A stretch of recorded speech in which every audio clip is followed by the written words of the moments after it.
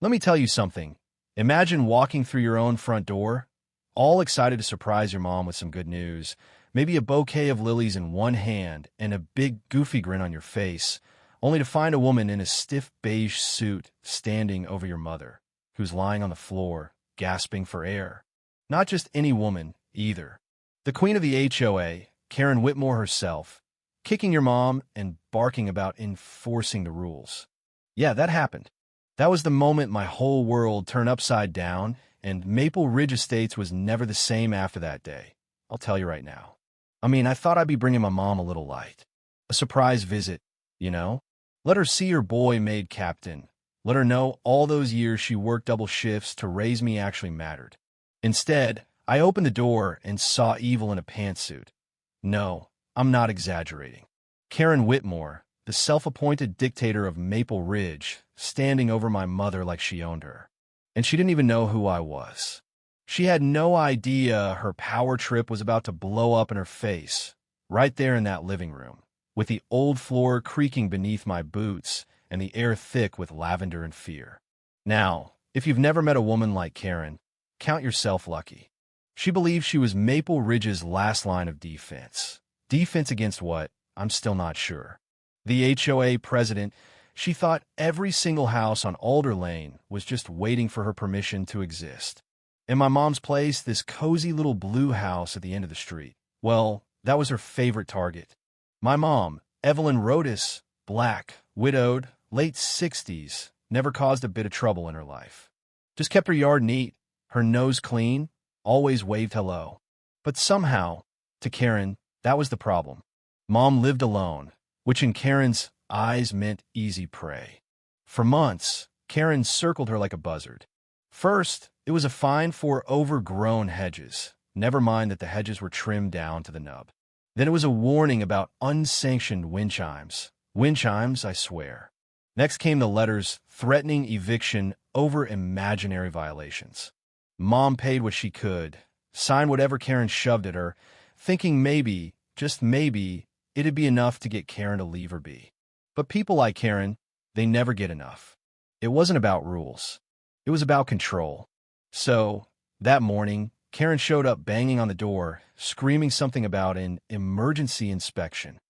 My mom, bless her, always polite, always hoping to avoid trouble, opened the door with her hand shaking.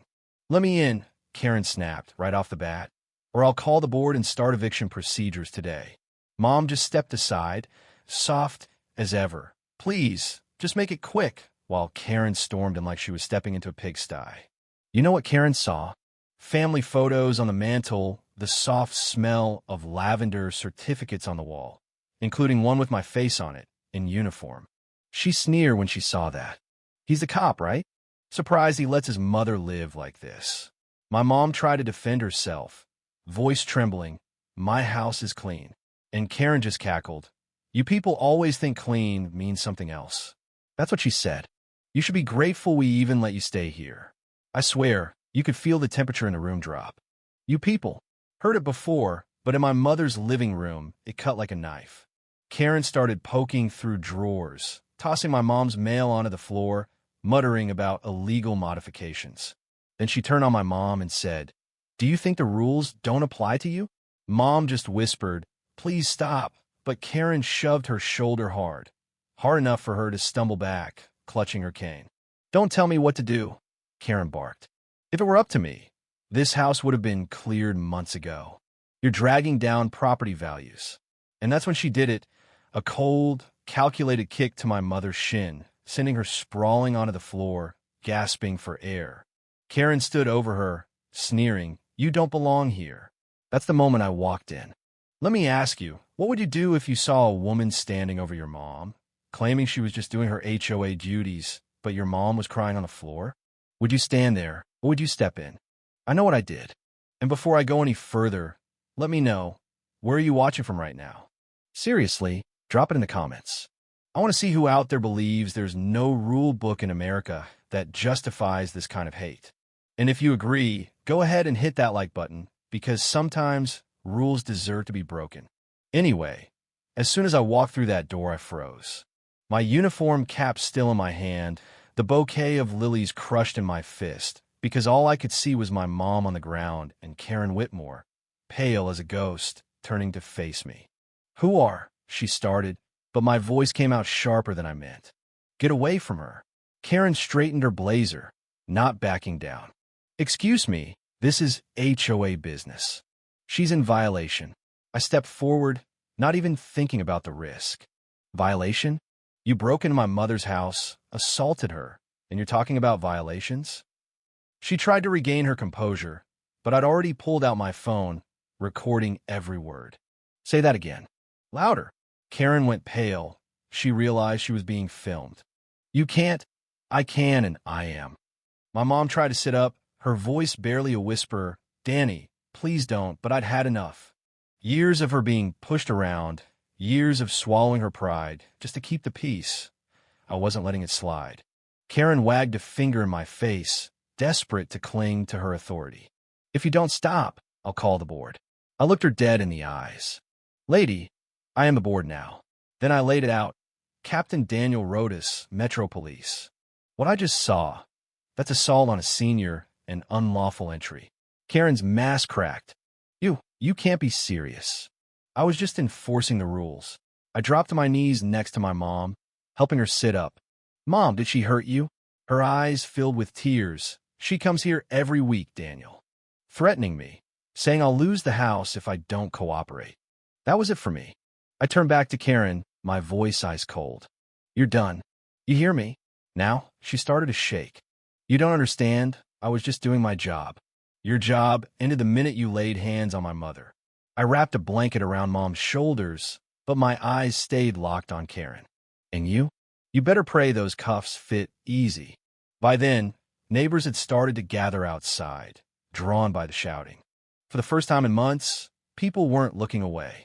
You could hear police sirens cutting through the quiet, rolling right up to the curb.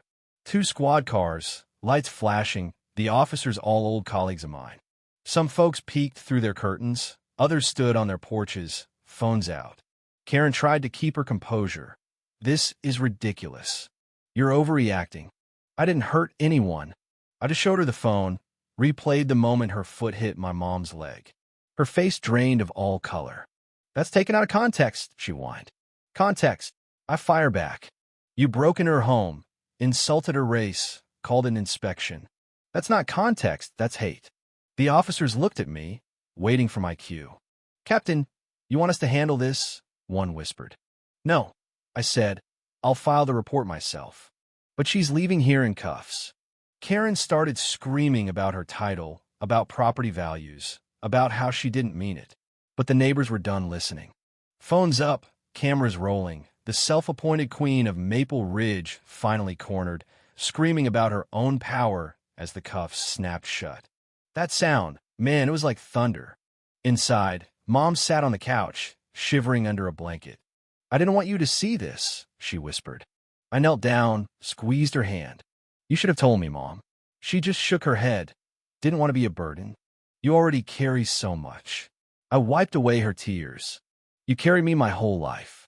My turn now. Outside, the crowd thickened. Neighbors who'd been bullied for years, now finally watching as justice was done. Karen shouted one last time, "You'll regret this." The door slammed on her words. Sirens faded into the night, and for the first time in months, Maple Ridge felt like home again. People were hugging my mom, leaving cookies on her porch, promising to stand together from now on. But that wasn't the end, not by a long shot. By morning, the video I'd taken was everywhere. Local news ran it on the hour. HOA president arrested for assaulting elderly black woman. Karen's face, the one that used to inspire fear, now inspired disgust. The board booted her out immediately. Half the members resigned. The rest dissolved the HOA on the spot, wanting nothing to do with her name. Karen Whitmore got hit with assault, harassment, trespassing, hate crime enhancements, the works. She tried to play the victim in court, fake tears and all, but the judge wasn't having it. He played that video back in slow motion for the whole courtroom to see. My mom, sitting in the front row, holding my hand the entire time. Karen's lawyer begged for mercy. The judge looked right at her and said, Your authority was never a license to abuse. 2 years probation. Community service. Mandatory diversity training. Fancy words for public shame. Nobody wanted to do business with her after that. Stores refused to serve her. Old friends turned their backs. The neighborhood she ruled with an iron fist, finally free of her poison.